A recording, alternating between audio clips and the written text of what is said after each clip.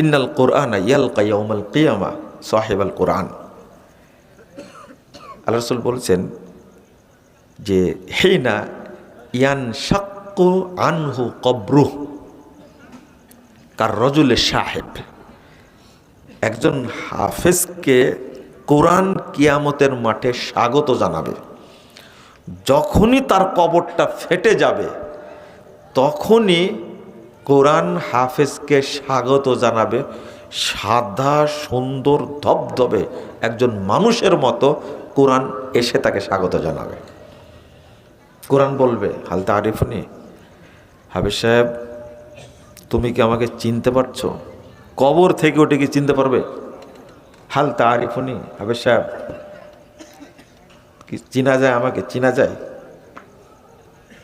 কলা মা আরিফুকা, আমি তো তোমাকে চিনছি না, তোমাকে তো কোনোদিন দেখিনি।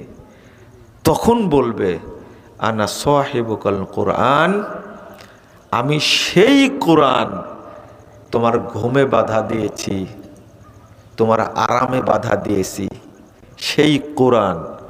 হাফেজ কত আনন্দিত হবেন এবার বলেন। কিয়ামতের মাঠে হাফেজের কোনো চিন্তা থাকবে? কোরআন নিয়ে যায় কোথায় বসাবে? না, কোরআন নিয়ে গিয়ে আল্লাহ রব্বুল আলামিনের পরিবার হিসাবে হাফেজকে সেখানে বসাই দেবে। 215 নম্বর হাদিস, ইবনে মাজাহ খুলবেন, রাসূল সাল্লাল্লাহু আলাইহি ওয়াসাল্লাম বলছেন ইন্না লিল্লাহি আহলিন, কিয়ামতের মাঠে আল্লাহর যারা পরিবার থাকবে, সাহিবুল কোরআন আহলুল্লাহ ওয়া খাসাতুহু, কোরআনের হাফেজরা কিয়ামতের দিনে আল্লাহর বিশেষ পরিবার, বিশেষ মেহমান হিসাবে অবস্থান করবে। আল্লাহ বলবেন কোরআনকে, হাফেজকে বলবেন ইকরা ওয়ারতাকি। আর একটা হাদিস আসছে ওয়াসআদ ফি দারাজাতিল জান্নাহ, তুমি জান্নাতের মর্যাদায় বিচরণ করতে থাকো। ফাইন্না মানজিলাক ইনদা আখির আয়াতিন তাকরাউহা, জান্নাতে ঘুরতে ঘুরতে ঘুরতে ঘুরতে যেখানে তোমার তেলাওয়াত শেষ হবে সেখানে তোমার মর্যাদা শেষ হবে। পৃথিবীতে একজন ব্যক্তিকে আল্লাহ অনুমতি দিবেন, জান্নাতে তুমি কোথায় থাকতে চাও সেখানে তুমি চয়েস করে নাও, সেটা হলো কোরআনের হাফেজ। এরা যারা পাগড়ি নিল আজকে, বুঝছেন কয়জন নিল? 4 জন। একজনের নাম আসমাউল হোসনা, তাই না? নাম রাখছে আসমাউল হোসনা, জানে না তো এই জন্য নামটা রেখে দিয়েছে। এটা একটা প্রমাণ এই হাফেজের বাপ কিছু জানে না। আর যদি শিক্ষিত মানুষ হতো তাহলে নামটা রাখতো ডলার।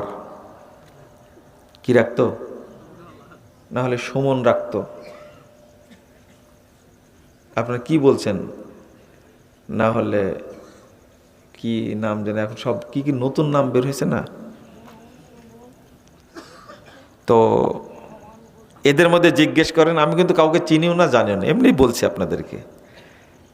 এই 4টা ছেলে হেফ শেষ করেছে, এদের কারো বাপ আমার ধারণা কেউ মাস্টার্স পাস করেনি। করেছে কেউ? আপনি ভালো বলতে পারবেন।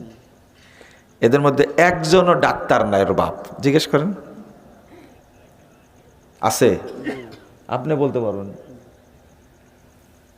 এদের বাপ একজনও শিল্পপতি নাই, আছে?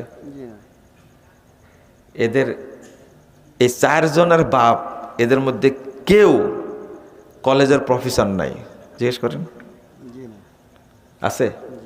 নাই। বিচারপতি আছে কেউ? এটা তো নাই। কি বুঝলেন আপনারা? নাই। আমি এমনি বলছি, পরীক্ষিত তো। এ তো 4 জন, 30 জন হাফেজ পাগড়ি পরানোর পরে আমি জিজ্ঞেস করেছি এই 30 জন হাফেজের বাপ একজনও মাস্টার্স পাস করা আছে বা কলেজের টিচার আছে, বিশ্ববিদ্যালয়ের প্রফেসর আছে কিনা? পাইনি। 7 জনের মধ্যে পাওয়া যাবে? আর এই বর্ডার এলাকায় এটা কি সম্ভব? যাক, আলহামদুলিল্লাহ, ইলম রাসূল সাল্লাল্লাহু আলাইহি সাল্লামের যুগ থেকে দরিদ্রতায় বহন করেছে, কিয়ামত পর্যন্ত তারাই বহন করবে ইনশাআল্লাহ। এবং এই দরিদ্ররাই কিয়ামতের মাঠে 500 বছর পূর্বে জান্নাতে যাবে ইনশাআল্লাহ। রাসূল সাল্লাল্লাহু আলাইহি সাল্লাম বলেছেন, ইয়াদখুলুল জান্নাহ ফুকারাউল মুমিনিন ক্বাবলা 500 আম। 500 বছর পূর্বে মুমিনদের যার মধ্যে যারা ফকির, দরিদ্র, অসহায়, তারা জান্নাতে প্রবেশ করবে। বলুন আলহামদুলিল্লাহ। আমরা ফকিরই থাকতে চাই, আমরা ধনী হতে চাই না।